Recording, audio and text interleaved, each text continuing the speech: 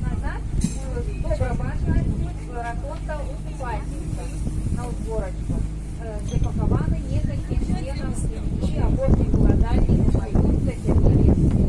Ее можно наведать, вот тому она расставана, отлично для наведывания, наверху находится деревянный комплекс, католическая, вот, вольный шаг. Слева в оболку задреванный садичный дом, где у дом крови с дахом проглядывается так, что сидеть, где е. Там находится музей ремки и как подотельство.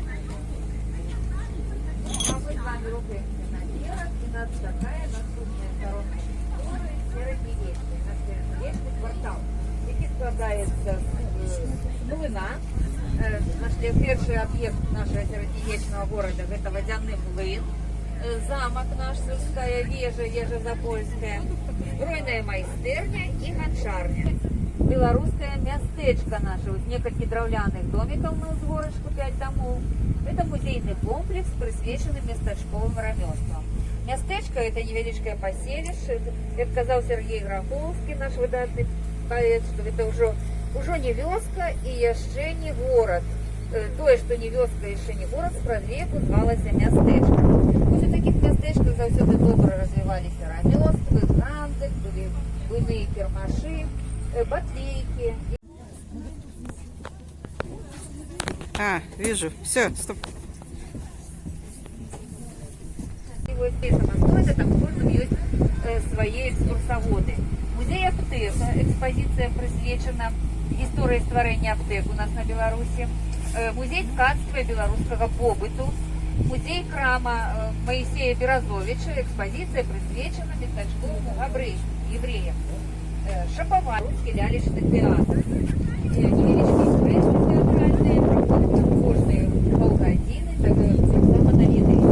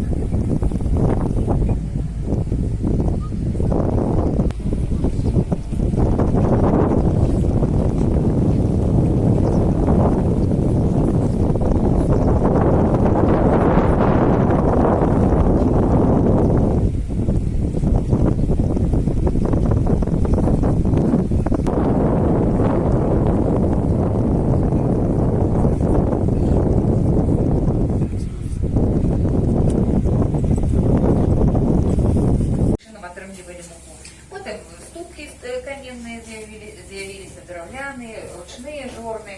До речі, всі ж ведаєте казку про Колобка. От дід сказав бабі муки взяти. Ну, а де ті сусеки, хто ведає? Так, у кутках сусеки. Так. И коли не было уже муки, можно было поскрести, а тут, что забивалось, оставалось там на скрести.